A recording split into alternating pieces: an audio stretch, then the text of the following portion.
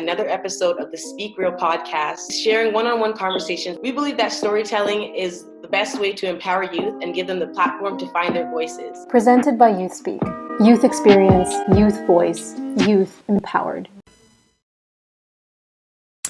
Hello, everybody, and welcome to another episode here of the Speak Real podcast brought to you by YouthSpeak Canada.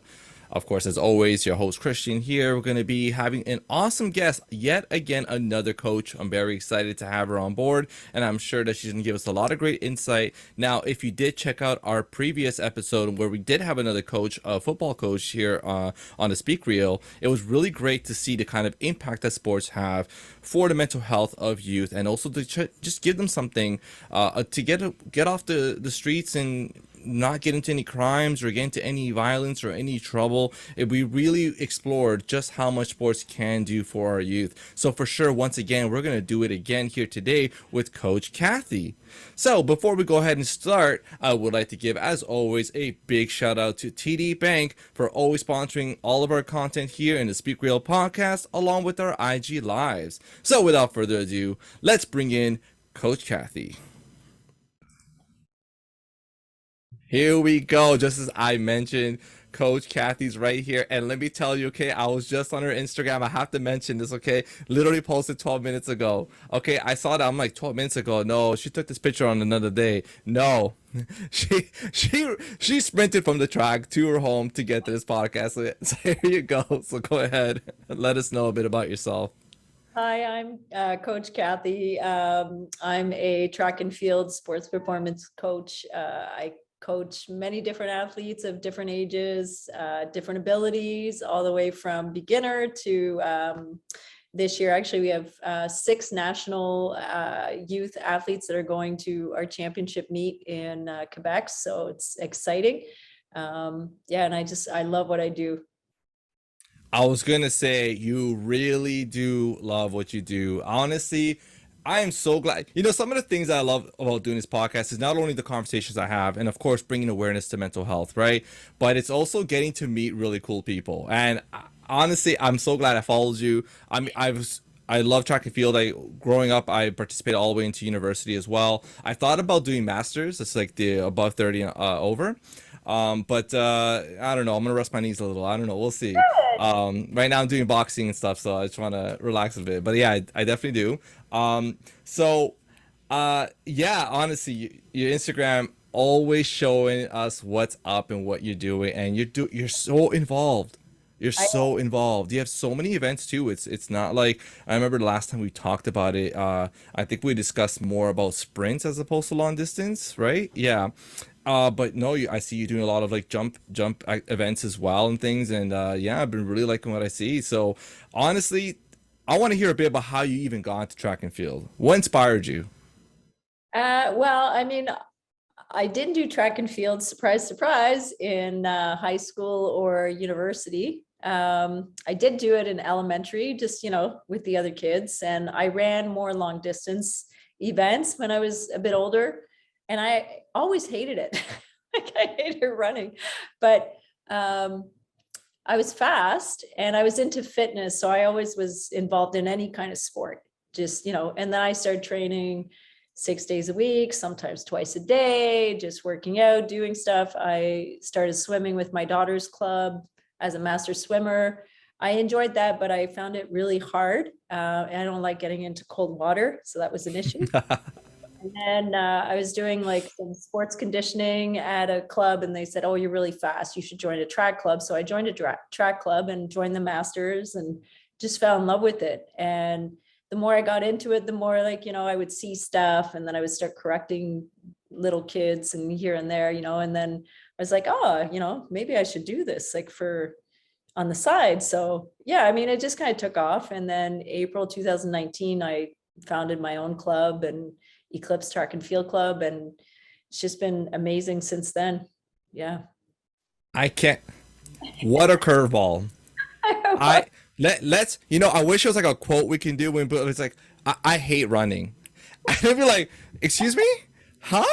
Oh my goodness, I can't believe it. So considering how we used to hate it and now you love it. So I'm not sprinting because it's easier, it's shorter, but Yeah, like Something I love about track and field though, and running in general, I really love the fact that you can carry that with you in any sport.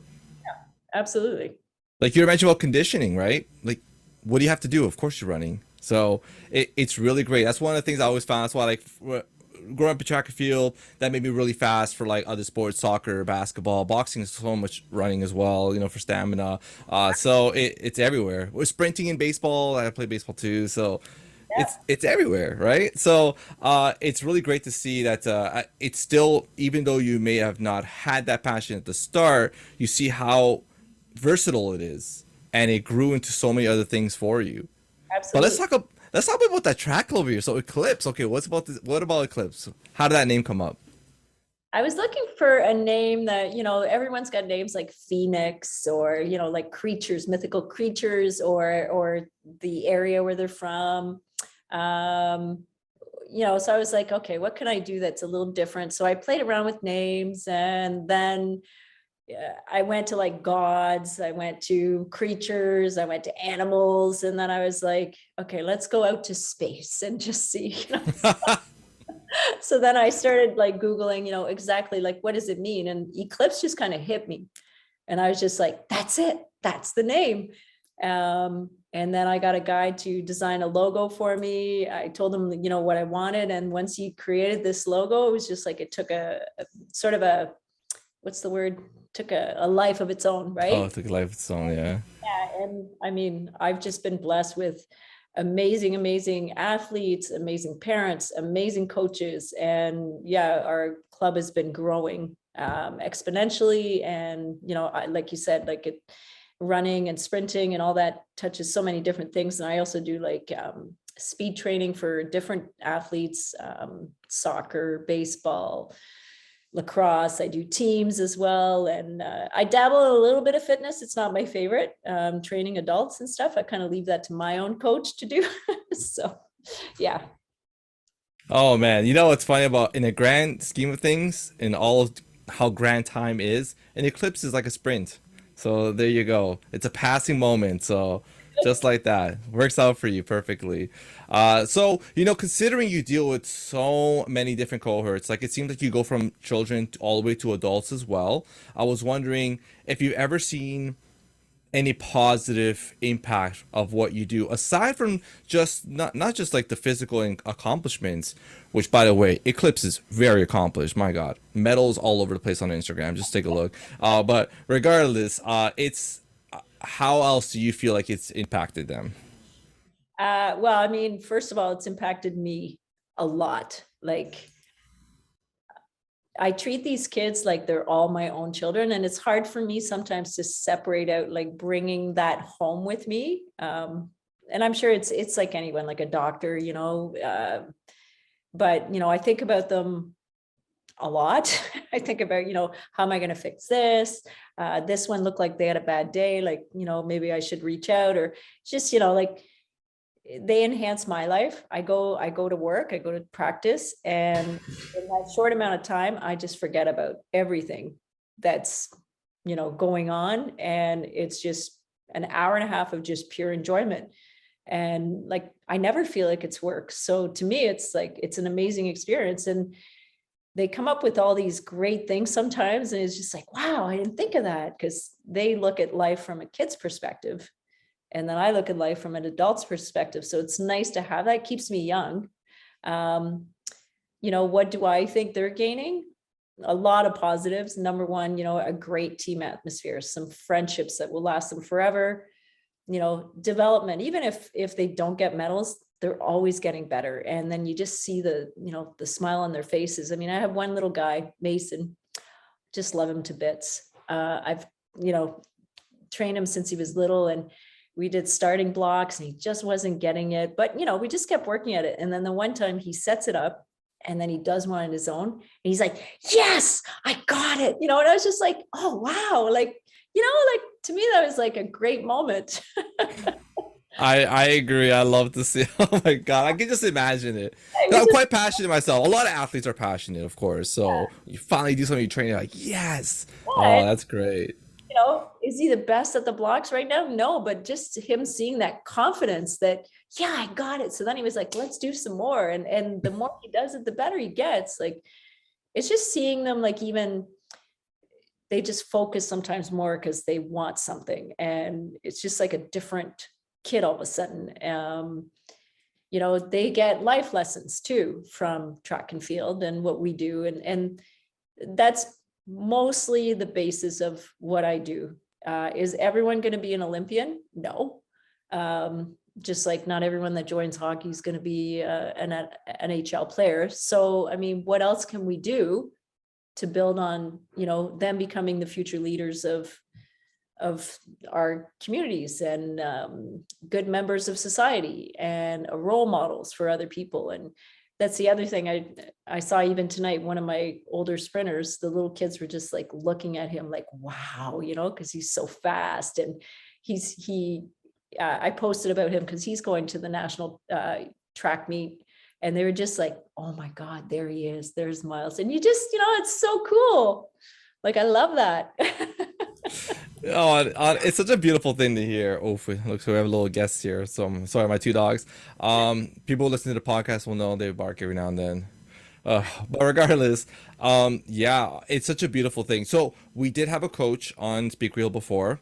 He coached football, and you two touched upon a lot of similar things. And it's like, one is the you share that love for your students, your team, because you become a big part of their lives. More so than you would bargain for when you start off, right? I mean, they look forward to seeing you. It's weird to think that, but at some point they're done school. Like, you have to know these kids they're thinking about you. They're like, yes, I get to see Coach Cathy today. We're going to do some drills today, blah, blah, blah, blah. Because I put myself looking back when I was that kid, also thinking, yes, Mrs. Shurig, I still remember her name. You see, that's how important coaches are.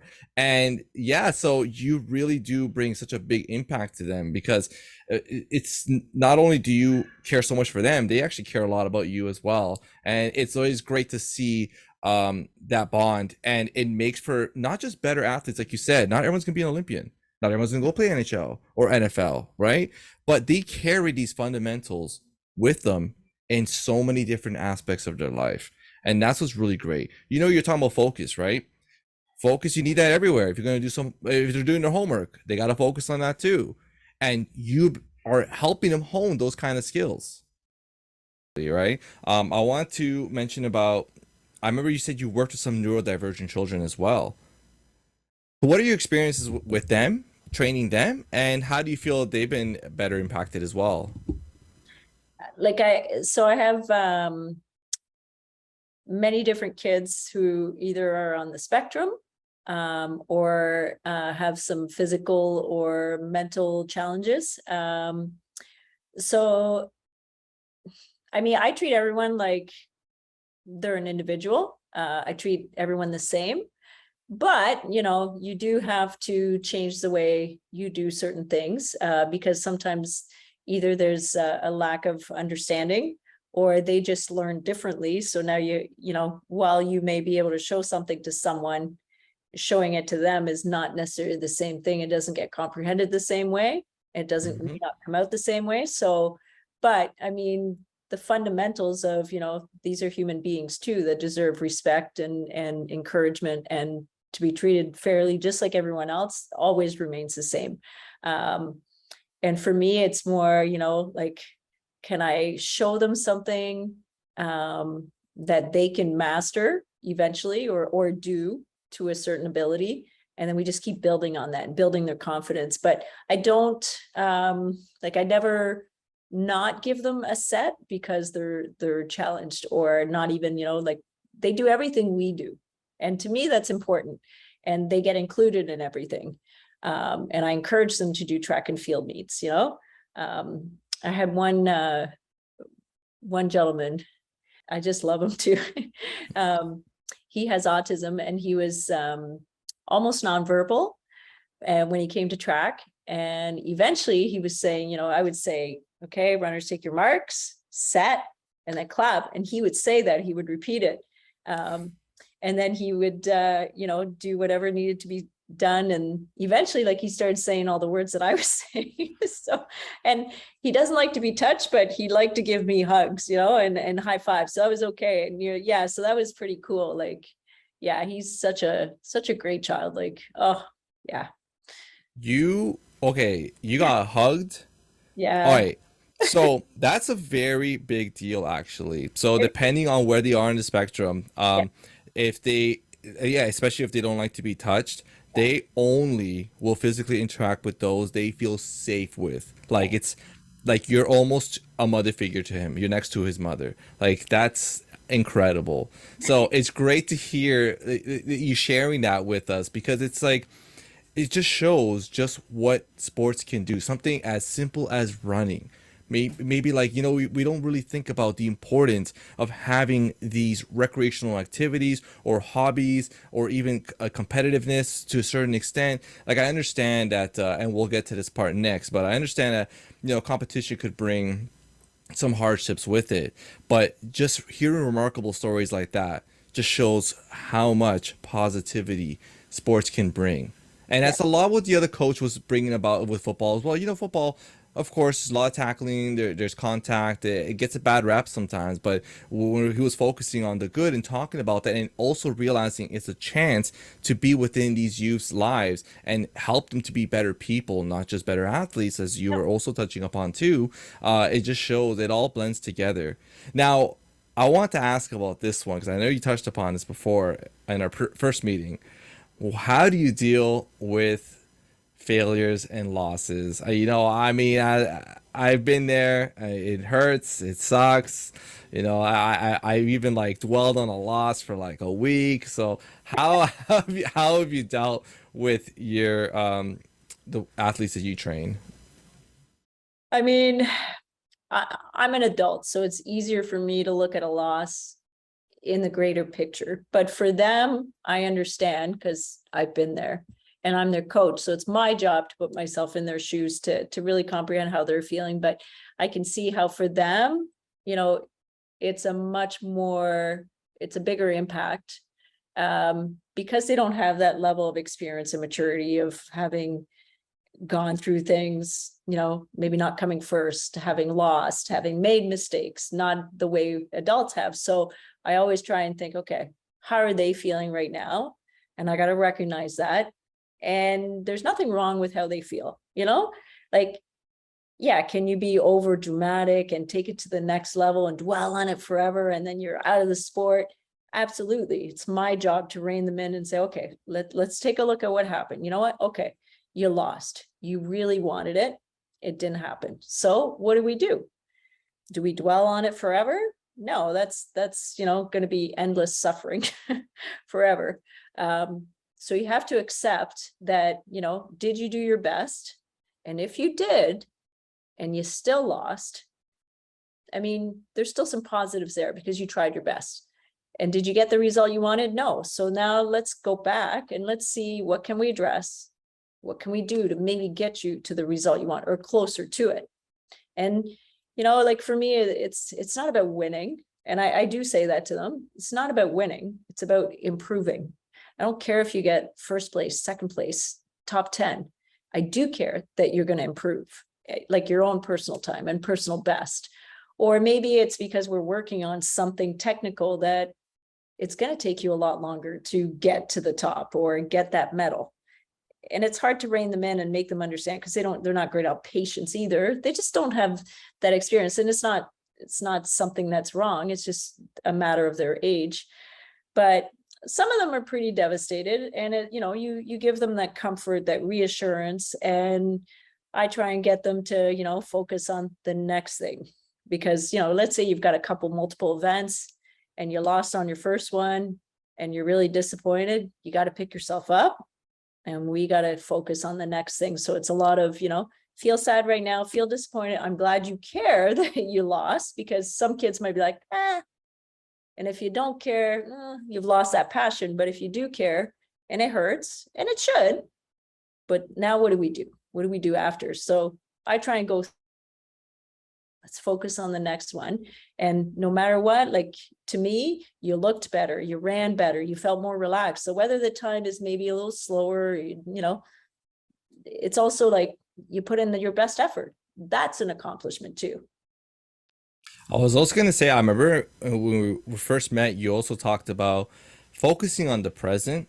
And I love how you're mentioning, like, yeah, there's just many events coming up, right? There could be like 5 events. And if you're only thinking about that loss, how are you preparing yourself for the future? How are you preparing for those next ones? If you carry in that negative mentality, or like, you set yourself up for failure, and you're going to repeat those same failures coming up. And like, and even focusing on too much of the time, like, in training, sometimes in training is going to be like a personal best. You're like, yes, that PB is nice. Oh, I'm going to be racing that, and maybe sometimes when the race comes, it's not going to be the same. It might not happen. I've had that. I'm sure many others have as well, right? Or maybe you might even run faster, right? So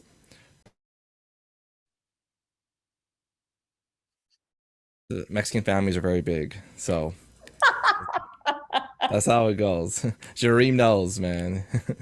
You understand all the time. I have my family with us for like 2 weeks, so it's kind of wild these days. And they have a dog too, so now both our dogs are just, oh my goodness. All right, so back to the matter at hand. So yeah, we're discussing about being in the present, and so when you see, one of the things I like about what you were mentioning is that if they can get over that, and they're passionate too, if they feel it, right? That is once again something else you carry into other aspects of your life. Things aren't always going to be great. You're not going to get like the promotion you wanted, or you're not going to get the A+ that you were looking for, or you may not get into the schools that you want. But when you have experienced failure, especially something you're passionate about, like when it comes to track and your athletes that you train, they'll be better ready for any of those other moments that can come. And then you build up resiliency, and then you're able to overcome those, and possibly you do even better. It's just that idea that, well, I have to work hard towards this. I have to have patience. And I know that things may not always work for me, but I'm going to find solutions. Just like you mentioned, oh, you didn't do too well now. Okay, we're going to practice your starts more, or something like that, right? Things like that. So how do you feel about that? Do you feel like that's sentiment that's kind of true? Yeah, I mean, building resilience is so important. Like you're obviously very young, but well, you seem really young. But through life, we kind of grow up having this vision of how life is going to turn out. And often life is not even close to what you envisioned. So having resilience helps you in those moments, and there are many, to be able to, get hit with that curveball, and then, dealing with the curveball, and then all of a sudden, like, coming out of this dark place that you're at and growing from it. Now, certain people never learn the lesson from those moments, and that's always unfortunate. I always like to look at, like, what can I do better? How can I grow from this and improve? Like, that's my whole goal in life, is just be a better human being, improve all the time, and having that resilience to deal with those things that come up. Because I mean, you just never know when, the ceiling's going to drop. It's just, life could change at any moment. And I mean, that's another, like you said, we spoke about living in the present moment, and I wasn't always like that at all. So when you're constantly living in the past, you're filled with guilt and regret, and shame, and then when you're living in the future, you're filled with fear and anxiety. But when you're in the present moment, there's like none of that, right? Because you're at peace with what is happening in the present moment. And it's like taking everything in that's happening at that moment. Now, you should always have one foot firmly planted in the present, and then you can have your other foot kind of like go back to what happened in this, and you can learn from it, or a little bit in the future, making plans and so on. But living in those two avenues, like not the present moment, is just a bunch of suffering for no reason. And I have some kids with anxiety, and they want to stop whatever, they're so afraid that they don't even want to race. So I bring them back to, okay, let's breathe, right? And I'm like, where are we right now? We're on the track. Okay, do you hear the birds singing? Can you feel the sun? Can you feel the breeze? Like, it just calms them down, gets them back to where they are. And I said, like, whatever thoughts are going on, let's bring them back to right now in this moment. And typically it works in getting them calm, and then they can do whatever they want. They can race again and they're feeling good. It's a learning lesson. It's not something that comes easy. He's living in the present moment. He's hungry. Always just wants to play. That's the thing. Nothing wrong with that. I was gonna say, I never really thought about the dichotomy of, okay, we can think we have one foot in the future and we're worried. There's a lot of anxiety involved. And then when we have one foot in the back and we're thinking about the past, it's a lot of shame and guilt. I don't know if you share this experience, but there's times where I'll cringe thinking about some moment, like something, you know what I mean? It's like a physical little sensation of, I can't believe I did that. And it's like, why? That happened so long ago. Who cares? But it's so difficult to let go of that, and that's why it's great. Like, especially for you helping our youth and even older people be able to think about just that present. You know what? I think older individuals need to do the present more, actually. To be honest, how many times are we thinking? If you want to hear more stories, don't forget to subscribe, comment, and like. To support more youth by youth-led projects, visit us at youthspeak.ca, where you can donate and spread youth mental health awareness. YouthSpeak Performance Charity. Speak, inspire, change.